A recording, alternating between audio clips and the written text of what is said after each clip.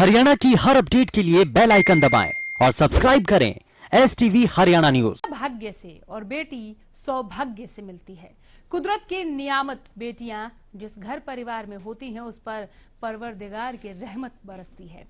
इन सूक्तियों की सार्थकता की हिसार की बेटी अनीता कुंडू ने अंटार्कटिका महाद्वीप की सबसे ऊंची चोटी माउंट विंसन पर तिरंगा फहराकर देश का नाम रोशन किया है।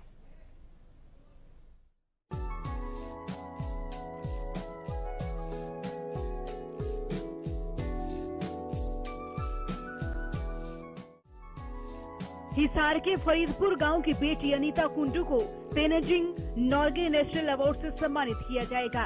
पर्वतारोहण में अनीता की उपलब्धियों को देखते हुए उन्हें ये पुरस्कार दिया जा रहा है। उनके नाम पर खेल मंत्री किरण रिजिजू ने मुहर लगा दी है। ये पर्वतारोहण के साहसिक खेल में सरकार द्वारा दिया जाने वाला सबसे बड़ा अवार्ड है। हर साल खेल दिवस पर राष्ट्रपति द्वारा ये सम्मान दिया जाता है और इस बार 29 अगस्त को ये पुरस्कार मिलेगा। अनीता कुंडू ने बताया कि गांव में जन्मी बेटी को ये उपलब्धि मिलना पूरे देश के लिए, पूरे प्रदेश के लिए गौरव की बात है। अंटार्कटिका महाद्वीप की सबसे ऊंची चोटी माउंट विंसन पर हिसार की बेटी अनीता कुंडू ने तिरंगा फहरा दिया है। अनीता भारत की पहली ऐसी महिला है जो माउंट एवरेस्ट पर चीन और नेपाल दोनों तरफ से चढ़ी है। अनीता कुंडू ने दुनिया की चौथी सबसे ऊंची माउंट विंसन भी फतेह कर ली है। हिसार जिले के गांव फरीदपुर की विश्व प्रसिद्ध पर्वतारोही हरियाणा पुलिस की सब इंस्पेक्टर अनीता कुंडू ने भारतीय समय के अनुसार सोमवार सुबह 4:20 पर माउंट विंसन पर तिरंगा फहरा दिया। आइए अब ग्राफिक्स के जरिए आपको अनीता कुंडू की कुछ उपलब्धियां बताते हैं। अनीता कुंडू की उपलब्धियां 2009 में पर्वतारोहण के बेसिक एडवांस के साथ सभी कोर्स पास किए। सतोपंथ, कोक स्टेट समेत देश की अनेक पर्वत चोटियों को फतेह किया। 18 मई 2013 को नेपाल के रास्ते माउंट एवरेस्ट फतेह किया। 2015 में चीन के रास्ते एवरेस्ट फतेह करने का प्रयास, लेकिन 22,500 फीट ऊंचाई पर पहुंचने के बाद भूकंप बना बाधा।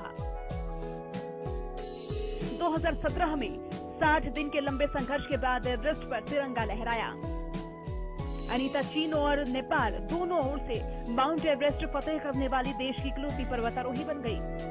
2018 में दुनिया के 7 महाद्वीपों पर चढ़ाई की शुरुआत की।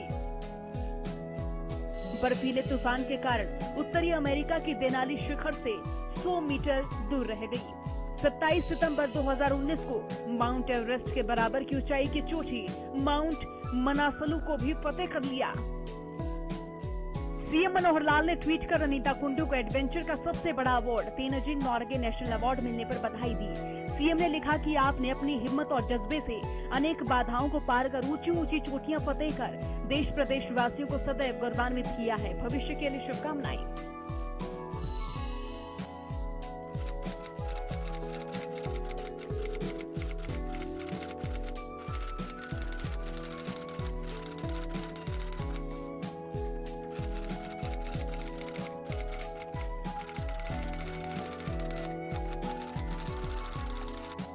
मेहनत एक दिन जरूर रंग लाती है। इसका जीता जागता सबूत हरियाणा की बेटी अनीता कुंडू ने दिया है, जिसने अंटार्कटिका महाद्वीप की सबसे ऊंची चोटी माउंट विंसन पर तिरंगा लहराकर अपने देश का नाम और प्रदेश का नाम रोशन किया है और हरियाणा की बेटियों के सम्मान में 4 चांद लगा दिए हैं। Bureau report, Haryana news.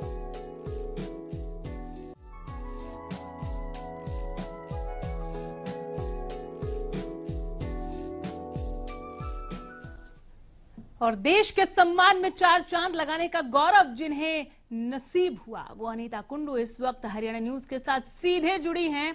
Anita जी, ढेरों बधाई और बहुत शुभकामनाओं के साथ मैं स्वागत करती हूं हरियाणा न्यूज पर आपका। Thank you ma'am, thank you और धन्यवाद हरियाणा न्यूज का जिन्होंने इतना मुझे मान सम्मान दिया। आवाज से ही वो खनक पता चलती है, जो खुशी का शुभकामनाएं। जी, आवाज, आपकी आवाज को सुनकर ही अभी वो खनक पता चल रही है कि कितनी खुश हैं आप कि आपको देश के लिए आपने जो कुछ किया है उसके लिए इनाम मिलने जा रहा है। अपनी खुशी को कैसे बयां करेंगे? देखिए, वैसे मैं हर दिन खुश रहती हूँ। जब भी मैं दिन की शुरुआत करती हूँ तो एक खुशी के साथ करती हूँ और अपने आप को मैं सौभाग्यशाली समझ रही हूँ कि मुझे भारत सरकार ने उस अवार्ड के काबिल समझा और मेरी मेहनत को समझा और एक किसान की बेटी को उस अवार्ड से सम्मानित करने का एक निर्णय लिया। तो मैं भारत सरकार का दिल से धन्यवाद करती हूँ और स्पोर्ट्स मिनिस्टर का मैं दिल से धन्यवाद करती हूँ कि एक किसान की बेटी की मेहनत को उन्होंने समझा। माननीय मुख्यमंत्री जी और पूरी सरकार का मैं दिल से धन्यवाद करती हूँ जिन्होंने मुझे इतना मान सम्मान और प्रेम और स्नेह हर उपलब्धि पर दिया। और सबने आपको ट्वीट करके बधाई भी दी है। आप तक मैसेज भी जरूर उनका पहुंचा होगा कि किस तरह से उन्होंने शुभकामनाएं आपके लिए दी हैं कि आप सबसे बड़ा एडवेंचर पुरस्कार जो है वो आप तक पहुंचने जा रहा है, आपको उससे नवाजा जा रहा है, उसके लिए आपको शुभकामनाएं मिली। अनीता कुंडू ने करियर की शुरुआत कैसे की, कितनी मुश्किलें पेश आई आपको, क्या संघर्ष रहा, बताएं हमें। देखिए, मैं सबसे पहले तो कहूंगी कि मुझे पूरे देश का प्रेम मिलता रहता, स्नेह मिलता रहता है। सभी लोग मुझे इतना प्रेम करते हैं और सभी जितने भी हमारे नेता हैं, ऑफिसर हैं, सभी ने मुझे इतना प्यार और स्नेह दिया। और बात करती हूँ जीवन की मेहनत और जी, गांव का विजिट करें तो मेरे गांव के अंदर जो जिस परिवार से मैं निकल के आई हूँ, एक नॉर्मल किसान परिवार, जहाँ पर कोई पढ़ा लिखा नहीं था, कोई गाइड करने वाला नहीं था और एक ऐसा क्षेत्र जहाँ पर लड़कियों के लिए मतलब कि मैं ये कहूँगी कि शिक्षा का विस्तार इतना नहीं था, क्योंकि लड़कों के लिए भी इतना नहीं था। वहाँ पर सुविधाएं इतनी नहीं है कि हम जाकर के नजदीक कोई ऐसी स्कूल या यूनिवर्सिटी हो। आज से लगभग 20 साल पहले की मैं बात करूँ और मेरे दौर में तो मोबाइल भी नहीं था और मेरे घर में तो टीवी भी नहीं था, जो कि मेरे घर में एक छोटा सा रेडियो होता था, उस पर जो भी हमने रेडियो पे आकाशवाणी पे न्यूज सुन ली थोड़ा बहुत तो ठीक था, अदरवाइज मेरे घर में लाइट भी नहीं थी। तो बहुत ही ऐसी परिस्थितियां रही है, कोई गाइड करने वाला नहीं था, ना कोई मेरे पास सुविधाएं थी। पास में ही मेरे गाँव में सरकारी स्कूल था, तो बहुत चुनौतीपूर्ण था। लेकिन मैं एक बात हमेशा कहती हूँ, इतनी विपरीत परिस्थितियों के बावजूद भी, और मैं जितने भी महान व्यक्ति हैं, जिन्होंने भी इतिहास रचा है, चाहे वो किसी भी फील्ड में है, तो हमेशा मैं उनकी स्टोरी पढ़ती हूँ। तो हर इंसान जिन्होंने भी इतिहास रचा है वो भी किसी न किसी परिस्थिति से इतिहास रचा है, वो भी किसी न किसी परिस्थिति से निकल के आए हैं और ऐसी ही परिस्थितियों से मैं निकल के आई हूँ। और एक लड़की के लिए खासकर बात करूँ मैं मेरे हरियाणा स्टेट में आज से 20 साल पहले की जब मेरे लक्ष्य की, मेरे जीवन की शुरुआत हुई, जब मुझे समझ आई, तो बहुत ही एक लड़कियों के बारे में अवेयर कर रही हैं। आज से 20 साल पहले इतना ऐसा नहीं था, शायद आपने भी देखा होगा मैम। आज जो एड का जमाना आया है, आज इतनी लड़कियां स्पोर्ट्स में भी नहीं निकलती थी। तो तब मैं अपने गांव से निकली और मेरे सबसे बड़ी चुनौती मेरे ऐसी परिस्थितियों में कि मेरे फादर नहीं रहे, जो कि मेरा सपना था, जिन्होंने मेरे को सपने जगाए, जो मुझे जहाँ लेके जाना चाहते थे। तो मेरे सामने इतनी चुनौतियां खड़ी हो गई कि वहां से निकलना मेरे लिए बहुत चुनौतीपूर्ण था। लेकिन उन्होंने मुझे एक ही लाइन दी थी जीवन में कि बेटा कभी भी हारना मत, हमेशा आदमी को फाइट करनी चाहिए। लड़का या लड़की कोई मायने नहीं रखता, मायने ये रखता कि आपने जाना कहाँ पे है, करना क्या है। ये 2 ही 3 बातें ध्यान में रखनी चाहिए इंसान को। और जो भी काम कर रहे हैं उसको दिल लगा करके कीजिए। यदि हम दिल लगा करके जो भी काम करेंगे तो वो जरूर आपको एक दिन ऐसे मुकाम पे लेके जाएगा कि आप सोच भी नहीं सकते। और ऐसा ही हुआ, आज इतने बड़े सम्मान से मुझे सम्मानित किया जा रहा है, जो एडवेंचर का सबसे बड़ा अवार्ड है। मैं धन्यवाद करती हूँ परमपिता का, जिन्होंने मेरी मेहनत को आज इस मुकाम तक पहुंचाया। और मैं धन्यवाद करती हूँ मेरे स्वर्गीय पिता को, जिन्होंने मुझे इतने अच्छे शब्द दिए। और जितने भी युवा साथी है, मैं सभी को यही बात कहती हूँ कि अपने काम के ऊपर विशेष 100% ध्यान दीजिएगा। यदि आप अपने काम पे फोकस करेंगे तो मैं दावे के साथ, यदि आप अपने काम पे फोकस करेंगे तो मैं दावे के साथ कहती हूँ कि आपको जरूर कामयाबी मिलेगी। और हम सराहना करते हैं आपके उस जज्बे की, उस जुनून की, उस हिम्मत की, जिसकी बदौलत आप इस मुकाम तक पहुंची हैं। आपने बताया जिस तरह से कि कैसा सपोर्ट आपको मिला, ऐसा लगता है घर से तो पूरा ही सहयोग मिला आपको, तब आप कहीं जाकर इस मुकाम तक पहुंचे। और ये बहुत जरूरी हो जाता है कि बेटा बेटी में फर्क ना करें और बेटियां अगर किसी रास्ते पर किसी मंजिल की ओर बढ़ रही हैं तो उधर जाने के लिए सहयोग करें। देखिए, मैं आपको बताती हूँ फैमिली के बारे में। मेरी फैमिली अनपढ़ है, मम्मी अनपढ़ है, लेकिन मेरे फादर थे और मेरे ताऊजी थे। उन्होंने इतना पता था कि बच्चों को स्कूल में भेजना है, स्कूल में जाएंगे तो बच्चे पढ़े लिखेंगे। हम अनपढ़ रह गए हैं, हम अखबार नहीं पढ़ सकते, हम कोई खेती कर रहे हैं तो हम किसी बीज का नाम नहीं पढ़ सकते, हम खाद का नाम नहीं पढ़ सकते, हमने डालना क्या है, नई नई स्कीमें आती हैं हम उनको नहीं पढ़ सकते। तो उनका सपना था कि वो कुछ मतलब कि हमारे बच्चे पढ़े, ताकि पढ़ेंगे तो ज्ञान आएगा। उनको ये नहीं पता था कि हाँ, हमेशा एक ही बात कहते थे कि बेटा अगर आप पढ़ेंगे तो आप बहुत आगे जाएंगे। लेकिन जैसे मेरे पिता इस दुनिया में नहीं रहे और मेरे सामने बहुत सारी चुनौतियां आई। मात्र मैं जब 13 साल की थी तो मेरी शादी की तैयारियां हो गई थी। आसपास के जितने भी रिश्तेदार यारे प्यारे सब मेरी शादी के लिए तैयारी करने लग गए थे। तो वो मेरे लिए बहुत बड़ी चुनौती थी, क्योंकि एक ऐसे समाज से आती हूँ। वैसे मैं किसी भी जाति धर्म उसको नहीं मानती हूँ, मेरे लिए इंसान सबसे बड़ी बात है। लेकिन मैं जिस जाति से आती हूँ वहां पर लड़कियों के लिए थोड़ी सी, आज से 20 साल की पहले की बात करूं, जब तक खिलाड़ी नहीं निकली थी, तो बहुत सारी चुनौतियां होती थी कि लड़की बाहर जाएगी, पढ़ने जाएगी, पिता नहीं है, पता नहीं क्या हो जाएगा, भाग जाएगी, ये हो जाएगा, वो हो जाएगा, हजारों सवाल होते थे। और एक पिता मरने के बाद जो एक लड़की से सवाल किए जाते हैं वो मैं ही जानती हूँ।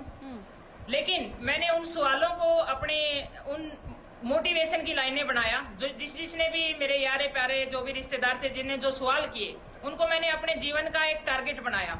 और मैंने उस दिन से सोच लिया था कि मैं लाइफ में कुछ न कुछ नया करूंगी, और वो करके मैं इस चीज को प्रूव करना चाहूंगी कि अगर आप लड़कियों के प्रति अच्छा सोचेंगे तो बेटियां भी बहुत कुछ करना चाहती है, और वो माता पिता और पूरे समाज और पूरे देश का नाम रोशन करना चाहती है। तो बहुत विपरीत परिस्थितियां रही हैं। पारिवारिक जिम्मेवारी मेरे ऊपर आ गई थी, पिता नहीं थे, सबसे बड़ी मैं थी, 3 बहन भाई, 3 बहन 1 भाई, 4 मेरी माँ है वो विधवा है, उनको ये नहीं पता है बेचारी को कहाँ जाना है, क्या करना है। तो एक समय की अगर मैं बात करूं तो एक समय में ये होता था कि कल की हम कैसे रोटी कमा पाएंगे, ऐसी परिस्थितियों से मैंने जी। लेकिन ये मैंने कभी नहीं, सोना उगलता है तो जरूर मैं उस मुकाम को मैं हासिल कर लूंगी, और मैं मेहनत करूंगी जो मेरे पिता ने मुझे सिखाया है आगे बढ़ने के लिए, जो मुझे प्रेरित किया है। जी बिल्कुल, आपने कहा कि आपने ठान लिया था कि आपको कुछ नया करना है, और आपने इतना नायाब कर दिया कि अब अनीता आप और लड़कियों के लिए, दूसरे पर्वतारोहियों के लिए एक मिसाल हैं, और अब लोग एक मिसाल के तौर पर एक मार्गदर्शक के रूप में आपको देखेंगे। इसलिए मैं चाहती हूं, आप देखिए, माउंट एवरेस्ट को फतेह करना और माउंट एवरेस्ट की ही बराबर की चोटी माउंट मनासलू को फतेह करना अपने आप में ही गौरवान्वित कर देने वाला है, लेकिन इतना आसान होता नहीं है ये आप यानी कि एक पर्वतारोही हमें बता सकते हैं कि कैसी कठिन चुनौतियां पेश आती हैं, कितने थपेड़े, कितनी ठंड लगती है, कहां पैर फिसलता है, किस तरह से आप ऊपर जब जाते हैं हिमस्खलन होता है, वहां पर आप लोग क्या करते हैं, ऑक्सीजन की प्रॉब्लम होती होगी, कितनी कठिनाइयां आई। देखिए, सबसे पहले तो हम आंकलन करके देखें कि जनवरी के महीने में हम यहाँ कैसा फील करते हैं। जनवरी के महीने में हम यहाँ कैसा फील करते हैं, और हम जहाँ रहते हैं 2-2 महीने तक, वहाँ तो जैसे मैंने अंटार्कटिका क्लाइम किया था, -66 डिग्री में मैंने क्लाइम किया था, तो अब आप अंदाजा लगा सकते हैं -66 डिग्री कितना होता है। और मैंने एवरेस्ट के 4 अभियान किए हैं, जिसमें 3 बार करने में मैं सफल रही हूँ। चाइना व नेपाल दोनों साइड से एवरेस्ट करने वाली मैं भारत की पहली बेटी रही हूँ। बिल्कुल। और 7 महाद्वीपों की मैंने ऊंची चोटियां क्लाइम की है। माउंट मनासुलू मैंने क्लाइम की है। तो हर माउंटेन का एक अलग टेम्परेचर होता है, अलग वातावरण होता है, अलग तूफान आते हैं। लेकिन मैं ये कहती हूँ कि जो परिस्थितियां एडवेंचर के अंदर आती है वो अदर गेम में नहीं आती है। इसीलिए मैं एडवेंचर को बाकी गेमों से, या कबड्डी है, रेसलिंग है, कुश्ती है, उनसे अलग मानती हूँ, क्योंकि यहाँ पर जिंदगी और मौत का सवाल होता है। कभी भी तूफान आ सकता है, कभी भी आप रात को सो रहे हैं, ऊपर से स्नोफॉल हो गया तो आपका टेंट दब सकता है, कभी भी आप टेंट लगा रहे हैं तो नीचे से बड़ी बड़ी खाइयां फट सकती है, क्योंकि ग्लेशियर कभी भी मूव कर सकता है। लेकिन सबसे बड़ी होती है विल पावर, कि आपके अंदर निर्णय लेने की ताकत, विल पावर। आप जहां पर कैंपिंग कर रहे हैं वहां पर आपने कैसा एरिया सेलेक्ट किया है, आप जो रूट बना रहे हैं, जिस रूट से निकल रहे हैं, क्या वहां ऐसा खतरा तो नहीं है, और यदि कोई तूफान आ गया तो आपको कैसे सेव जाकर के और 100% फोकस अपने उस पर लगाना पड़ता है, तब जाकर के हम उस मुकाम को हासिल कर पाते हैं। और बहुत सारी ऑक्सीजन नहीं है, क्योंकि ऑक्सीजन के बगैर मैं आपको बता दूं, जब ऑक्सीजन नहीं मिलती तो दिमाग काम नहीं करता, और जब दिमाग काम करना बंद कर देता है तो आदमी की डेथ भी हो जाती है। तो ऐसी विपरीत परिस्थितियां, और जहां पर इतनी माइनस टेम्परेचर में काम करना, बाहर रात को चलना, क्योंकि क्लाइंबिंग दिन में नहीं होती, क्लाइंबिंग रात को होती है, और रास्ता भी भटक जाते हैं जब हमारा दिमाग काम करना बंद हो जाता है। तो बहुत सारी ऐसी परिस्थितियां, ऐसी चुनौतियां होती है कि सोच भी नहीं सकते। बर्फीले तूफान, और ऑक्सीजन भी खत्म हो जाती है। कई बार ऑक्सीजन के अंदर भी कोई ऐसी मुश्किलें आ जाती हैं कि जिसके अंदर भी कोई ऐसी मुश्किलें आ जाती हैं कि जिसके अंदर की ऑक्सीजन सिलेंडर खराब हो जाता, मास्क खराब हो जाता, तो हमारे सामने बहुत सारी विपरीत परिस्थितियां रहती है। लेकिन उसके बावजूद भी जब अपने देश के प्रति कुछ जज्बा होता है करने के लिए, तो वो सारी चीजें छोटी लगती है, और हमेशा एक ही मुकाम होता है कि मैंने कुछ न कुछ साइड से क्लाइंब कर रही थी एवरेस्ट को, तब नेपाल में एक भूकंप आया था, बहुत बड़ी त्रासदी आई, शायद आपने। बिल्कुल, आप तब शायद 22,500 फीट की ऊंचाई पर थी। जी 22,500 फीट पर मैं क्लाइंब कर रही थी, तब नेपाल में भूकंप आया था, बहुत बड़ी त्रासदी हुई थी, पूरे नेपाल के अंदर हड़कंप मच गया था। लेकिन उसके बावजूद भी उस दिन मैं थोड़ा सा बाहर निकली हुई थी। मुझे आदत है, मैं हर दिन ट्रैकिंग करती हूँ माउंटेन के अंदर, लेकिन अचानक ही क्या होता है कि मैं कैंप से थोड़ा सा दूर थी और देखा तो एक भयंकर परिस्थिति हमारे सामने खड़ी होती है, जो मैंने कभी माउंटेन में नहीं देखी। बड़े बड़े माउंटेन टूटे और इतनी भयंकर आवाज आई कि अगर आवाज को सुने तो वहां पर एक इंसान आवाज सुन के ही मर जाए। लेकिन परमात्मा ने मुझे जीवन दान दिया, और मैं जैसे कैंप में वापस लौटी तो मैंने कैंप में आकर देखा तो मेरे कुछ साथी किसी की टांग कटी हुई है, किसी को कुछ चोट लगा हुआ है, किसी की डेथ हो चुकी है, उसमें बहुत सारे साथी शहीद भी हुए। लेकिन उसके बावजूद भी हमें वहां पर अपना जज्बा बनाए रखा, अपने साथियों को देखा, और हम वहां पर 3 दिन तक रुके रहे। और उन 3 दिन के बाद मैंने चाइना सरकार के सामने एक बात रखी, और मैंने कहा जी कि मैं अब भी क्लाइंब करना चाहती हूँ। तो उन्होंने कहा कि क्या ये लड़की पागल तो नहीं हो गई है, इस लड़की के टेस्ट किए उन्हें शायद पता नहीं था कि ये एक भारतीय लड़की का हौसला है। जी, उन्होंने मेरे टेस्ट करवाए मैम, और टेस्ट करने के बाद जो चेकअप वगैरह आया तो कहा कि ये तो बिल्कुल नॉर्मल है। तो कहा कि आप ऐसा क्यों करना चाहती है। और ये लाइनें मैं उस यूथ के लिए कहना चाहती हूँ जो हमेशा कहती हूँ, और ये लाइनें मैंने वहाँ चाइना पे ऐसे गंभीर परिस्थिति में भी ये कही थी कि मैं मेरे युवा को एक मैसेज देना चाहती हूँ कि जिंदगी में परिस्थितियां कैसी भी हो, फिर भी हार नहीं माननी चाहिए। विल पावर इतनी मजबूत हो कि हमें लड़ने का हमारे अंदर मादा होना चाहिए। और मेरे देश के जितने भी युवा है, देशवासियों को मेरा एक ही मैसेज देना कि जब तक लास्ट पॉइंट तक आप पहुंच ना पाए अपने लक्ष्य तक, तब तक हार मत मानना और लड़ते रहना, चाहे अपनी जिंदगी भी चली जाए। किसी ने बहुत खूब कहा है अनीता जी कि कौन कहता है आसमान में सुराख नहीं होता, एक पत्थर तो तबीयत से उछालो यारो। आपके इसी हौसले को, इसी जज्बे को सलाम करते हुए 29 तारीख को आपको महामहिम के हाथों से पुरस्कार मिलने जा रहा है। अनीता जी, बहुत ही अंदर से खुशी महसूस हो रही है, कितना गौरवान्वित महसूस कर रही हैं आप? उस लम्हे को अभी से जीना शुरू कर दिया है क्या आपने? जी, मैं ऐसा फील कर रही हूँ। मैं उन 2 पंक्तियों से बताना चाहूंगी। जैसे उन अफसरों ने मुझे सैल्यूट किया और मुझे कहा जब हिंदुस्तान की बेटियां इतनी मजबूत हो सकती हैं तो बेटे कितने मजबूत होंगे। वो शब्द मेरे किसी पुरस्कार से कम नहीं थे। मैं ऐसा ही फील कर रही हूँ जैसा जिस दिन मैंने चाइना के उस कैंप में फील किया, उस हाइट पे फील किया, और उन अफसरों ने जो सैल्यूट किया, उन्होंने हिंदुस्तान की ताकत को जाना और मुझे बड़ा प्राउड फील हुआ। उससे वैसा ही फील मैं आज कर रही हूँ कि इतना बड़ा सम्मान मुझे राष्ट्रपति के हाथों से दिया जा रहा है। किसान की बेटी, एक आम परिवार की बेटी, एक विधवा माँ की बेटी। मुझे कोई रास्ता बताने वाला नहीं था, मुझे कोई ये बताने वाला नहीं था कि बेटा उस साइड में जा, ये कर, वो कर। और बहुत सारे लोगों के ताने, आज उन लोगों को भी मैं धन्यवाद देना चाहती हूँ। और ये उपलब्धि है, ये उन्हीं लोगों की बदौलत है। शायद वो ऐसा नहीं कहते तो आज मैं इस मुकाम पे नहीं होती। तो सभी देशवासियों का प्यार और स्नेह में भी मेरे साथ रहा, और उन लोगों का भी मेरे साथ रहा जिन्होंने मुझे यहाँ तक पहुँचाया, उनका भी मैं दिल से धन्यवाद करती हूँ।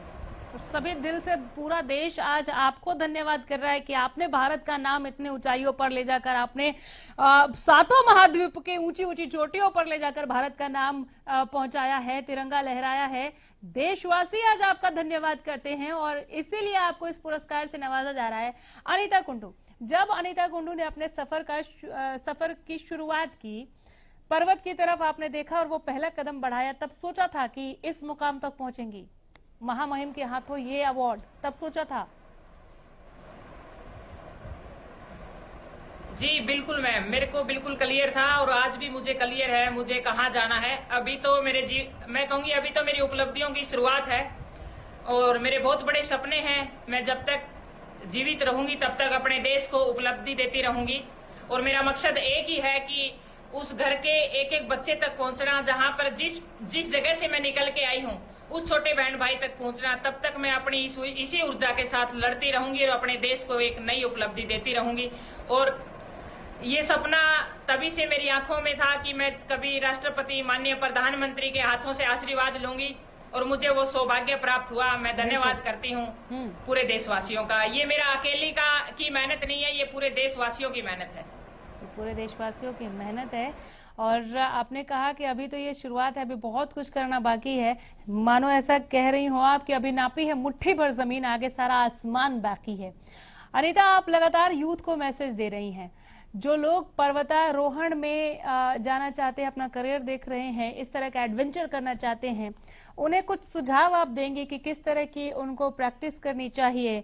बेसिक एडवांस के साथ आपने 2009 में सभी कोर्स पास कर लिए थे, तो तब से लेकर अभी तक जो आपका अनुभव रहा, क्योंकि एक मार्गदर्शक के रूप में आप बहुत काम आने वाली है हमारे यूथ के।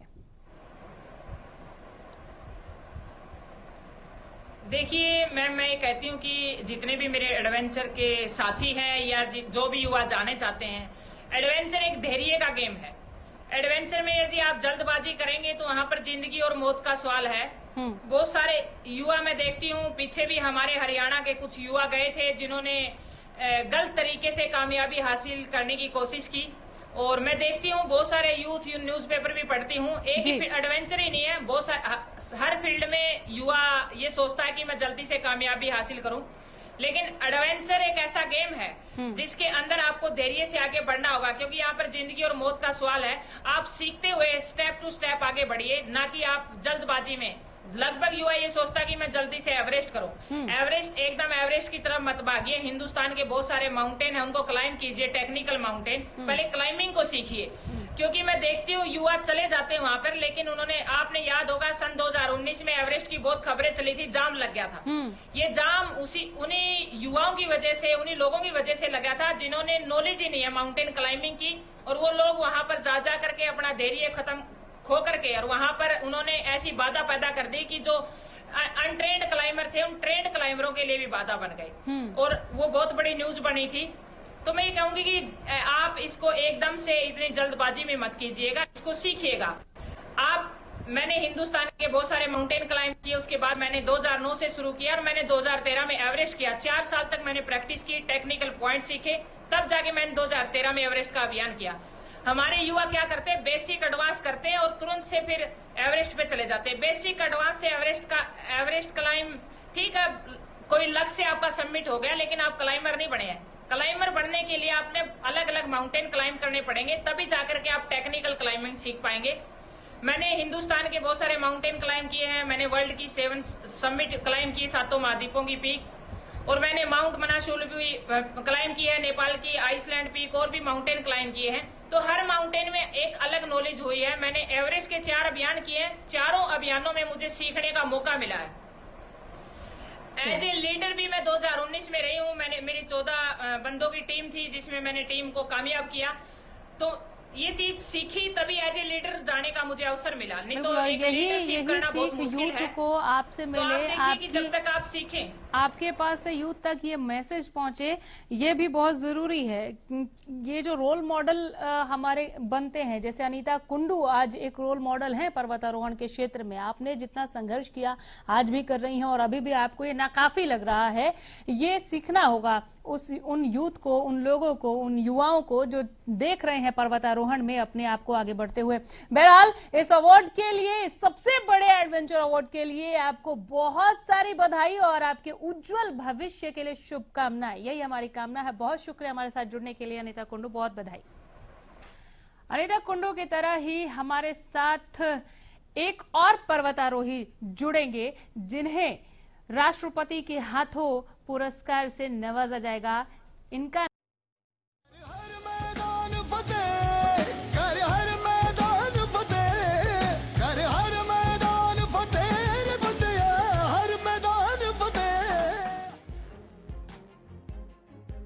पर्वतारोही डॉक्टर नरेंद्र सिंह आज जिस मुकाम पर है वहां तक पहुंचने के लिए कड़ी मेहनत और लगन की बेहद जरूरत है। गुरुग्राम के शहर मानेसर में जन्मे नरेंद्र सिंह में बचपन से ही कुछ कर गुजरने का जज्बा था और इसी जज्बे के कारण आज उन्होंने कई उपलब्धियां हासिल की और 29 अगस्त को नरेंद्र सिंह एक और उपलब्धि हासिल करने जा रहे हैं।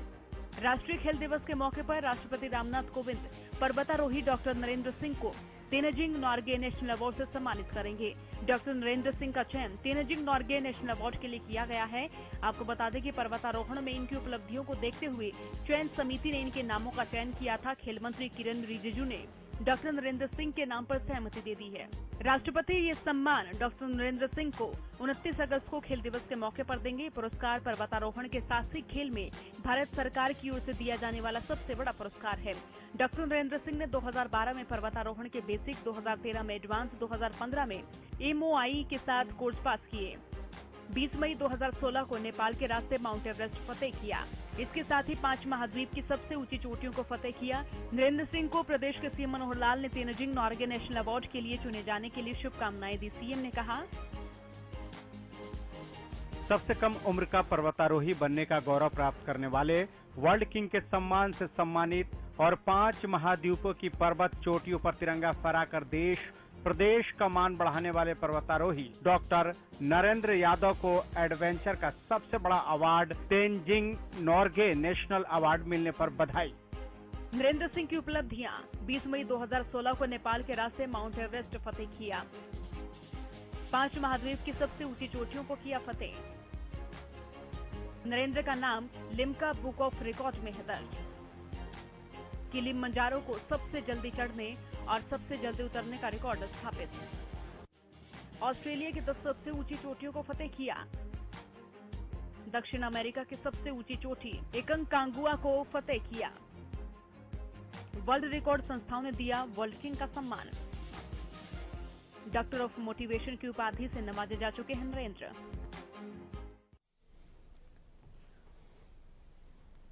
डॉक्टर ऑफ मोटिवेशन की उपाधि से पहले ही नवाजे जा चुके हैं doctor Narendra Singh.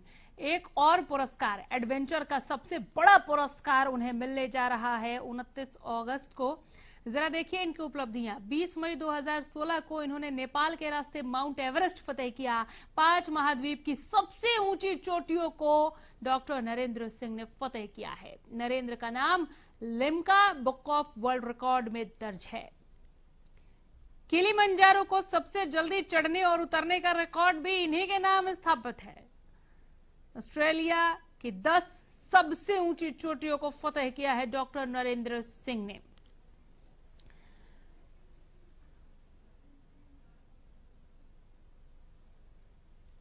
Doctor of motivation की उपाधि से नवाजे गए डॉक्टर नरेंद्र सिंह यादव इस वक्त हमारे साथ सीधे जुड़े हैं। बहुत स्वागत करती हूं डॉक्टर नरेंद्र सिंह मैं आपका। पहले तो आपको ढेरों बधाई और बहुत सारी शुभकामनाएं इस अवार्ड के लिए। Thank you so much ma'am, बहुत बहुत धन्यवाद आपका। 29 अगस्त को राष्ट्रपति के हाथों पुरस्कार मिलने वाला है, आपको पुरस्कृत किया जाना है। अपनी खुशी को किन शब्दों में बयां करेंगे आप? मेरे जितने भी इंस्पेक्टर्स हैं मैं उनका धन्यवाद हूँ, फिर माता पिता का धन्यवाद करता हूँ और मैं अपनी हरियाणा सरकार, हमारे सीएम साहब और हमारे खेल मंत्री जी का धन्यवाद करता हूँ जिन्होंने मेरा नाम रिकमेंड करके और भेजा इस अवार्ड के लिए और मुझे इस लायक समझा गवर्नमेंट ने कि मुझे अवार्ड दिया जाए। उसके लिए मैं पूरी सरकार का, प्रदेश सरकार और अपना केंद्र सरकार का दिल की गहराइयों से धन्यवाद व्यक्त करता हूं, उनका आभार व्यक्त करता हूं। अनीता कुंडू, उनको भी अवार्ड मिल रहा है, बिल्कुल उनको भी यही उपलब्धियां हैं, वो भी 7 समिट कर रही हैं बहन, उनको भी मैं बधाई देना चाहता हूं, वो भी बधाई की पात्र हैं। मेरी तरफ से बहन को बहुत सारी ढेर सारी बधाइयां। आपसे ठीक पहले अनीता कुंडू हमारे साथ जुड़ी थी, लेकिन डॉक्टर नरेंद्र, अभी हम डॉक्टर नरेंद्र के बारे में जानना चाह रहे हैं। इतनी लंबी छलांग कैसे लगाई सर? ढेरों चुनौतियां भी पेश आई होंगी, कैसे निपटे आप उनसे, कैसे पार पाया? मैम, सबसे पहले मैंने एवरेस्ट किया 2016 में, उसमें लगभग हमें 60 to 65 डेज लगे इसको क्लाइंब करने के लिए। उसके बाद में किलिमंजारो, एल्ब्रूस और ऑस्ट्रेलिया के 10 हाईएस्ट पीक्स, माउंट अकोंकागुआ, ऐसे ही मैंने स्टेप टू स्टेप करता रहा। और जो भी चुनौतियां थी उनसे लड़ने का हौसला और हिम्मत मेरे इंस्ट्रक्टर्स और मेरे फैमिली ने मुझे मोटिवेट करके दिया। मेरे इंस्ट्रक्टर्स ने मुझे अच्छा गाइडेंस दिया, अच्छी टेक्निक सिखाई। और मेरी बड़ी बहन संतोष यादव, जो मेरी गुरु भी हैं, उन्होंने मेरे को इस फील्ड के बारे में इतने अच्छे से बताया कि आज तक मुझे कोई प्रॉब्लम नहीं आ पाई है। ये सब श्रेय उन्हीं को जाता है, जिनकी वजह से मैं आज इतने ऊंचे ऊंचे पहाड़ चढ़ पाया। जब आप पर्वत के शिखर पर चढ़ने के लिए प्रयासरत रहे, क्या कोई ऐसा लम्हा, कोई ऐसी मुश्किल आपको पेश आई जब आपको उस घड़ी में यह लगा हो कि मैं इस वक्त शायद वहां पर खड़ा हूं जहां जिंदगी और मौत के बीच में से कहीं ऐसा ना हो कि किसी एक को चुनना पड़ जाए? क्या इतनी कोई कठिन घड़ी सामने आई? बिल्कुल, एवरेस्ट को मुझे पूरा ये एक्सपीडिशन करने में मेरे को 3 बार जाना पड़ा।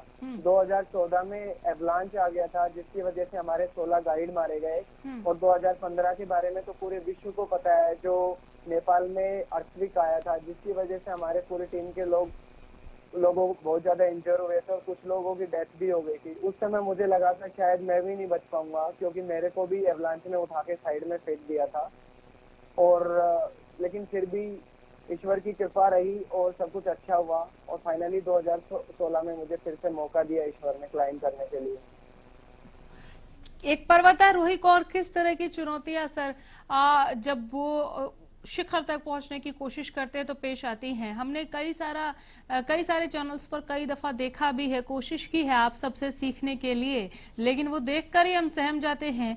कभी ऑक्सीजन की कमी, कभी एकदम से हम देखते हैं कि बर्फ पिघलने लगा, टूटने लगा, नीचे की तरफ दरक गया, हिमस्खलन जिसे लोग ज्यादा बेहतर सरल शब्दों में समझ पाएंगे। किस तरह की चुनौतियां आती हैं और कैसे आप लोग निपटते हैं? क्या ये बेसिक ट्रेनिंग में ही सिखाया दिया जाता है आप लोगों को? मैम, इसमें प्रॉब्लम्स आती होती है।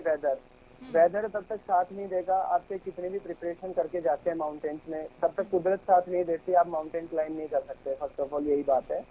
दूसरी चीज जो आती है कि मतलब हमारा स्टेमिना कितना ज्यादा, हमारी विल पावर कितनी ज्यादा, हम मेंटली कितने स्ट्रॉन्ग है उस चीज को करने के लिए। क्योंकि कई बार ऐसे स्टेप्स आते हैं कि हमें ये लगता है ऊपर जाएं या हम वापस चले जाएं। उस टाइम पे हमारा दिमाग क्या हमें हम कैसे टैकल करते हैं अपने दिमाग को, हम कैसे स्ट्रॉन्ग करते हैं कि भाई ऊपर जाना है या नीचे जाना। उस टाइम पे जो डिसीजन लेते हैं वो मेन होता है मैम। और सबसे बड़ा वेदर, ऑक्सीजन और उसके बाद में खाना, और इतनी ठंड में वहाँ पे सरवाइव करके और उस पीक तक पहुँचना, ये सब पूरी परिस्थितियाँ। और पर्वतारोहण जो एक क्षेत्र है उसको मतलब स्टेप टू स्टेप आगे बढ़ना ही मतलब एक उसका फॉर्मूला है। और इसको पार करने के लिए सबसे पहले आपको अपनी बॉडी के अंदर स्टेमिना गेन करना होता है। और उन स्थितियों और परिस्थितियों से गुजरने के लिए आपको बहुत ही टफ ट्रेनिंग करनी पड़ती है। वर्ल्ड रिकॉर्ड संस्थाओं ने आपको वर्ल्ड किंग के सम्मान से नवाजा है, आपको वर्ल्ड किंग कहा जा रहा है। अब आपको पहले ही डॉक्टर ऑफ मोटिवेशन की उपाधि से नवाजा जा चुका है। ऐसे में अब महामहिम के हाथों से पुरस्कृत होने जा रहे हैं। एक के बाद एक जो उपलब्धियां आपने हासिल की है, किस तरह का प्यार मिल रहा है आपको, आपके भीतर इस वक्त क्या चल रहा है? आप अपने आप को, स्वयं को कहाँ खड़ा पाते हैं? जो सपना देखा था वो पूरा हो गया या अभी और भी बहुत कुछ है जिसे नापना बाकी है? सपने तो अभी बहुत बाकी हैं, लेकिन आज मैं उस पायदान पे खड़ा हूँ, आज उस स्टेप पे खड़ा हूँ कि राष्ट्रपति के हाथों मुझे पुरस्कार मिल रहा है। उसके लिए मैं बहुत ही खुश हूँ, क्योंकि इतना हम लोगों ने जो स्ट्रगल किया है और उसी को मद्देनजर रखते हुए हमारे राष्ट्रपति जी हमें पुरस्कृत कर रहे हैं, तो ये हमारे लिए बड़े गर्व की बात है। तो ये फीलिंग मतलब मैं शब्दों में नहीं बता सकता, लेकिन उसे महसूस कर रहे हैं आप। मुझे यकीन है कि आप उस फीलिंग को जी रहे हैं इस वक्त कि महामहिम के हाथों आपको ये अवार्ड मिलने जा रहा है, उस खुशी को इस वक्त आप जी रहे हैं। और परिवार में भी कुछ ऐसा ही माहौल होगा सर, है ना? बिल्कुल, परिवार में बहुत अच्छा माहौल है, क्योंकि मेरे फादर ऑलरेडी किडनी पेशेंट है, लेकिन अब वो अपने आप को स्वस्थ फील कर रहे हैं। हाँ जी। यूथ के लिए कोई मैसेज देना चाहेंगे जो पर्वतारोहण में अपना कोई करियर देख रहे हैं या भाग्य आजमाना चाहते हैं, उनके लिए कोई सीख, उनका थोड़ा मार्गदर्शन कीजिए आप हरियाणा न्यूज के इस मंच पर। बिल्कुल मैम, यदि कोई भी मेरा भाई या कोई भी मेरी बहन अपने प्रदेश में भी ये चैनल चल रहा है, नेशनल लेवल पे भी चल रहा है, कोई भी देश या प्रदेश से इस फील्ड में आना चाहता है, उसका स्वागत है। और इस फील्ड में आने के लिए सबसे बेटर आप सबसे पहले अपने कोर्सेज करो। कोर्सेज करने के बाद में छोटी जो पीक्स है उन पे ट्राई करो। यदि आपको ऐसा लगता है कि आपकी बॉडी माउंटेन में सर्वाइव कर पा रहे हो, आप अच्छे से एक्लेमेटाइज हो पा रहे हो, तो आप अच्छी पीक्स ट्राई कर सकते हो, अपना टारगेट सेट कर सकते हो। जरूरी नहीं है माउंट एवरेस्ट करना, जरूरी नहीं है 7 समिट करना, बहुत सारे स्कोप है माउंटेनियरिंग में। आप कोई भी अच्छी पीक, सबका अपना अलग सपना होता है। मेरा सपना अलग है, किसी का सिर्फ सपना होता है एवरेस्ट ही चढ़ना, मेरा सपना है 7 समिट करना। तो सबके अपने अलग अलग सपने हैं, तो अपने सपनों के हिसाब से यहाँ पे आओ और इस फील्ड में आप अच्छे से कोर्सेज वगैरह करके आप भी बहुत अच्छा आगे तक जा सकते हैं और आप भी अपने परिवार का, अपने देश का, प्रदेश का नाम रोशन कर सकते हैं। आपने सपना ही नहीं देखा, आपने जिस तरह से सपनों की झड़ी लगाई, उनको पूरा करने के बाद भी आपने एक झड़ी लगा दिया। आपने किलिमंजारो को सबसे जल्दी चढ़ के दिखा दिया, सबसे जल्दी उतरने वाले भी पर्वतारोही आप बने। ऑस्ट्रेलिया की 10 सबसे ऊंची चोटियों को आपने फतेह कर दिया। वहां का कोई ऐसा पर्वतारोही शायद रहा हो ऑस्ट्रेलिया का जिसने ऑस्ट्रेलिया की 10 सबसे ऊंची चोटियों को फतेह किया हो। दक्षिण अमेरिका की सबसे ऊंची चोटी एकोनकागुआ को आपने फतेह किया। ऐसे ही वर्ल्ड किंग नहीं कहा गया डॉक्टर नरेंद्र सिंह को। नाम के आगे डॉक्टर लग जाना, डॉक्टर ऑफ मोटिवेशन की उपाधि मिलना, ये बहुत बड़ी बात होती है। आगे आप अब किस चोटी को, किस शिखर को देख रहे हैं जहां पर आपको पहुंचना है? मैम अभी मेरे 2 पिक्स बची हुई हैं, जिसका एक का नाम है माउंट डेनाली जो नॉर्थ अमेरिका में स्थित है, अलास्का में, और जो उससे नेक्स्ट है वो है अंटार्कटिका में जिसका नाम है माउंट विल्सन। ये मेरी 2 पिक्स बची हुई हैं, इनको मैं जल्दी ही लॉकडाउन खत्म होने के बाद में मैं बिल्कुल ट्रेनिंग कर रहा हूँ इनके लिए, और जो ही लॉकडाउन ओवर होता है मैं ये करूंगा और जल्दी आप लोगों को फिर से खुशखबरी दूंगा कि 2 पिक्स जल्दी ही पूरी हो जाएंगी। बिल्कुल। क्या कोई ऐसा मोड़, कोई ऐसा लम्हा आया जब आपको आर्थिक तौर पर महसूस हुआ कि जेब इजाजत नहीं देती लेकिन मुझे ये फतेह करना है और शिखर तक पहुंचना है? कोई मदद मिली, ऐसा कुछ? हाँ मैम, ऐसा हुआ मेरे साथ। मेरी शुरुआत में पैसे की बहुत प्रॉब्लम हुई। उस टाइम पे मेरे पिताश्री और मेरे बड़े भाई हैं सतपाल, जो पुलिस में हैं अभी फिलहाल, उन्होंने मेरे लिए मतलब अपनी जो भी सेविंग्स थी वो मेरे लिए निकाली। उन्होंने, उनका बस एक ही सब था कि सब कुछ ये तेरे लिए ही है बेटा, यदि तो इतना बड़ा सपना देख सकता है तो क्या हम तेरे लिए इतना तक नहीं कर सकते। तो एक बार उन्होंने मेरे ऊपर इन्वेस्टमेंट भी की अपने घर से, मतलब उसके बाद में मेरे सर्कल के थ्रू अच्छी कंपनीज मिली मुझे स्पॉन्सरशिप के लिए, और आज मेरे पास बहुत सारी नेशनल और इंटरनेशनल कंपनीज हैं जो मुझे स्पॉन्सर करती हैं, और वो सब मेरे सर्कल और जो भी मेरे चाहने वाले उन सबकी देन है। उनका भी मैं शुक्रिया अदा करता हूँ, जो भी मेरे स्पॉन्सर्स हैं उन सबका भी मैं शुक्रिया अदा करता हूँ कि जिनकी वजह से आज मेरे पास ये सब उपलब्धियां हो पाई हैं। बिल्कुल, पूरा देश इस वक्त आपको धन्यवाद कर रहा है। भारतवर्ष का नाम पूरे दुनिया भर में, पूरे विश्व में रोशन करने के लिए, और साथ ही बधाई भी दे रहा है। हमने देखा सीएम ने भी ट्वीट करके आपको बधाई दी है। कहां से बधाइयां और मिली है सर आपको? फोन आ रहे होंगे बहुत सारे, मुझे लग रहा है कि आपके फोन का तो रिंग रुक ही नहीं रहा होगा। अपने जो डिप्टी सीएम है अपने उत्तर प्रदेश के केशव मौर्य जी का भी आया, अठावला साहब का भी आया है, बहुत सारे ऐसे मिनिस्टर्स हैं और वो मेरे लिए बहुत ही सम्माननीय है। उनका मेरी जिंदगी में बहुत बड़ा रोल रहा है। वो सब मुझे बधाई दे रहे हैं और हरदम वो मेरे हर मोड़ पे मेरे साथ खड़े रहे हैं, चाहे वो कोई भी काम हो। तो उन सब लोगों का भी आज मुझे मौका मिला, उन सबका भी मैं हरियाणा न्यूज की तरफ से मैं इस चैनल की तरफ से मुझे मौका मिला आज बोलने का, तो मैं उनका भी यहाँ से धन्यवाद करता हूँ। आप सबको बहुत बहुत धन्यवाद। खेल मंत्री से या फिर सरकार से पर्वतारोहण के क्षेत्र में पर्वतारोहियों के लिए किसी तरह की उम्मीद अगर आपको है, आपको लगता है कि इस सेक्टर में थोड़ा और काम किया जाना चाहिए इस तरफ, तो आप कह सकते हैं, खुलकर बोलिए, आपको इस वक्त सब सुन रहे हैं। मैं अपने सीएम साहब मनोहर जी से और अपने खेल मंत्री संदीप सिंह जी से मैं यही विनती करता हूँ कि पर्वतारोहण भी एक अच्छा स्पोर्ट्स है, यहाँ भी बच्चे अच्छा नाम कमा रहे हैं अपने प्रदेश के। तो आप सबसे विनती है कि एक एडवेंचर अकेडमी एडवेंचर स्पोर्ट्स की भी आप ओपन कर दोगे तो हम जीवन भर आपके आभारी रहेंगे, क्योंकि हमारी आने वाली जो पीढ़ियां हैं वो भी स्पोर्ट्स में आएंगी, तो कहीं ना कहीं उनको एक अच्छा स्टेज मिले कि हाँ कि हम यहाँ के अपने प्रैक्टिस कर सकते हैं, यहाँ पर्वतारोहण के बारे में जान सकते हैं, स्किल्स डेवलप कर सकते हैं। तो एक खेल नर्सरी की तरह एक एडवेंचर अकेडमी वो खोल देंगे तो उनका बहुत बहुत धन्यवाद रहेगा। थोड़ी देर पहले अनिता कुंडू हमारे साथ जुड़ी थी, वो डिफरेंशिएट करके बता रही थी कि कितना अलग है और स्पोर्ट्स से, और इस तरफ भी बहुत ध्यान दिए जाने की जरूरत है और इस तरफ भी नजर इनायत होनी चाहिए हर तौर पर। युवाओं को भी काफी टिप्स दिए जैसे कि आप दे रहे हैं। आप भी इसे एक अलग स्पोर्ट्स के तौर पर देखते हैं बाकी के स्पोर्ट्स से, और इस तरफ भी लोगों का रुझान बढ़े, इसके लिए कुछ कहना चाहेंगे?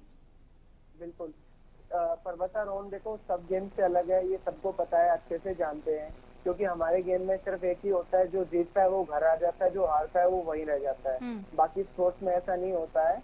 बाकी स्पोर्ट्स में बंदा हार जाता है, वापिस आता है, दोबारा ट्रेनिंग करता है, दोबारा से इवेंट में जाता है। मैं सभी खेलों का सम्मान करते हुए ये बात बोल रहा हूँ, इसका मतलब ये नहीं है कि मैं अपने खेल को बढ़ावा दे रहा हूँ, ऐसा कुछ नहीं है।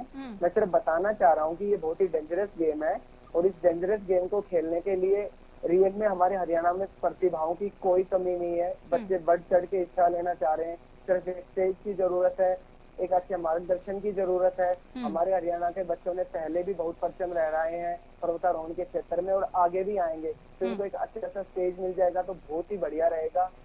इसीलिए बस यही कहना चाहूंगा कि जो भी बच्चे इस फील्ड में आना चाहता है उसका स्वागत है, वो कर सकता है, खुल के कुछ भी पूछना चाहता है पूछ सकता है हम लोगों से, हम लोग उनके लिए हैं, क्योंकि हमें भी किसी ने बताया था, कोई हमें भी गाइड करता है, आज भी करते हैं। तो हम सब लोगों के लिए यही है कि जो भी आएगा हम उसको अच्छे से गाइड करेंगे, और जो वो करना चाहते हैं उसके साथ मतलब अच्छे से उसको डिफरेंशिएट करके उसको काफी मुकाम तक पहुंचाएंगे। डॉक्टर नरेंद्र, देश के राष्ट्रपति के हाथों वो भी तेंजिंग नोर्गे नेशनल अवार्ड कितना मायने रखता है आपके लिए? दिल की धड़कनें तेज हो गई होंगी 29 अगस्त के लिए। मैम, मेरे लिए ये जीवन में इतना मायने रखता है, मेरे लिए बिल्कुल ये लाइफ चेंजिंग मोमेंट है सीरियसली, क्योंकि मैंने अब तक लाइफ में बहुत ही ज्यादा स्ट्रगल करके मैं यहाँ तक पहुंचा हूँ, और ये अवार्ड रियल में ही मेरी लाइफ को चेंज किया है इन्होंने। मेरे को मतलब एक स्ट्रॉन्ग वाली फीलिंग आई है, मेरे मम्मी पापा को, मेरे जो भी चाहने वाले हैं सबको आज गर्व महसूस हो रहा है। जो मेरे भाई बहन सब आज मेरे ऊपर गर्व कर रहे हैं कि हमारे भाई ने रियल में कुछ किया है, और आज फाइनली हमारे भारत के प्रथम व्यक्ति उनको सम्मान देंगे। तो आज मुझे उसकी फीलिंग्स तो मैं रियल में पहले ही बता चुका हूँ, मैं जाहिर नहीं कर सकता। हाँ, उसको फील कर रहा हूँ, उसका अनुभव कर रहा हूँ कि हाँ मुझे कुछ अच्छा मिलने वाला है। यकीन मानिए, आपके परिवार को ही नहीं, इस वक्त पूरा देश आपके लिए एक परिवार के रूप में है, और पूरे देश को आप पर गर्व है जिस तरह से आपने भारत का नाम दुनिया भर में रोशन किया है। ऐसे ही आगे बढ़ते रहिए। आपको एडवेंचर के सबसे बड़े अवार्ड के लिए पूरे हरियाणा